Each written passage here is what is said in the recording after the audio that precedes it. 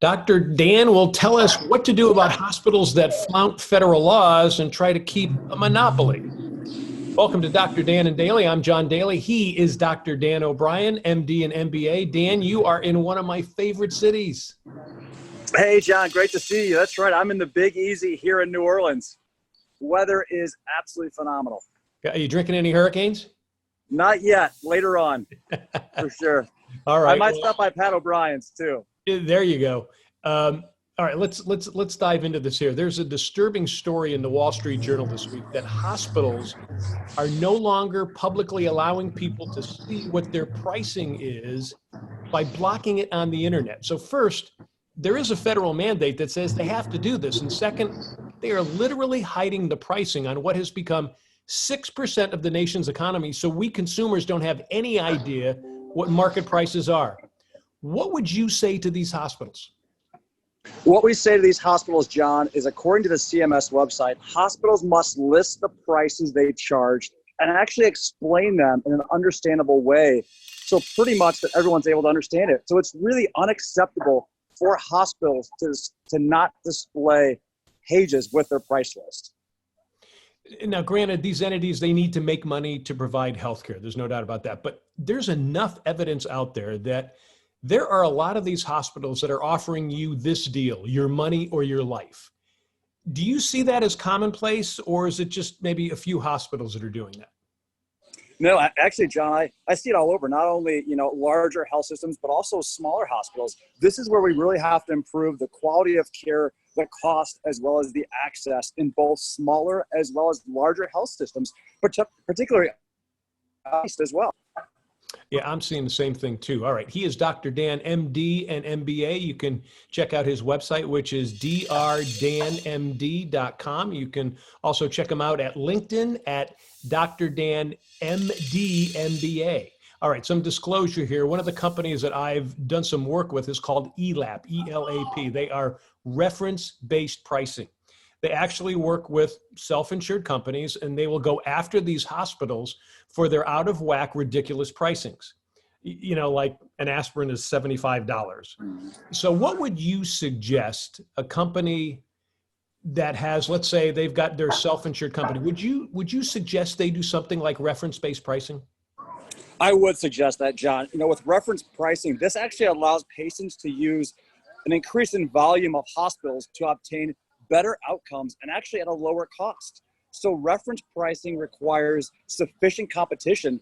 Otherwise, consumers have no choice. So absolutely, I would recommend reference pricing in this regard.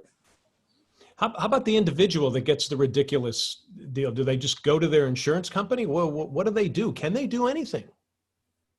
Great question, John. There's definitely things that they can do. I mean, one is definitely, go to the insurance company. But I think even on a larger scale, what we need as a population is to be able to create laws around this, because right now, again, cost is such a big issue. Trying to improve the insurance is such a big issue as well.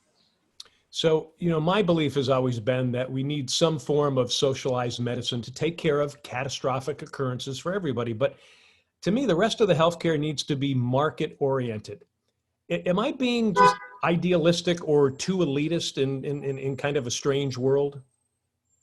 No, John, I don't think you're being too elitist or capitalistic at all. I mean, really, catastrophic coverage has a great potential to appeal actually to both parties and really kind of block that, or break the political stalemate. I think this is the solution on how to really cover these 30 million Americans without insurance. And again, I think with not a whole lot of government involvement or even overloading of private insurance, what we need to happen is more price transparency at a lower cost alternative.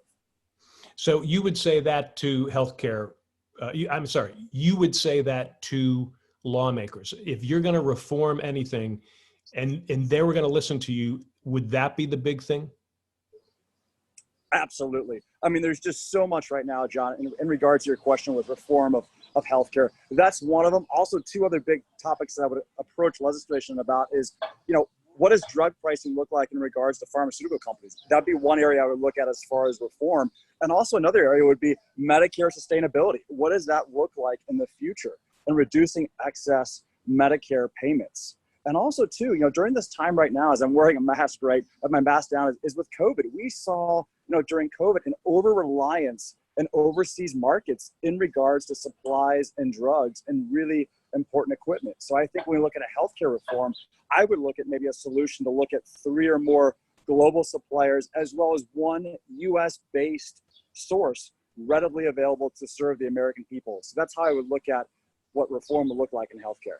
All right. Well, let's hope people are listening to you, because you are Dr. Dan O'Brien, MD and MBA. Again, folks, you can check out his website. It's drdanmd.com, and you can also get him on LinkedIn. He's drdan MD MBA. Dan, enjoy yourself in New Orleans. Say hello to Pat O'Brien's for me. And are you going to have any étouffée as well? All right. Absolutely. For you, John, anything. All right, Dan, appreciate it. We'll be back. We'll talk again. All right. Great seeing you. All right. Great seeing you as well. And folks, thanks for tuning in to Dr. Dan and Daily. We'll catch you next time.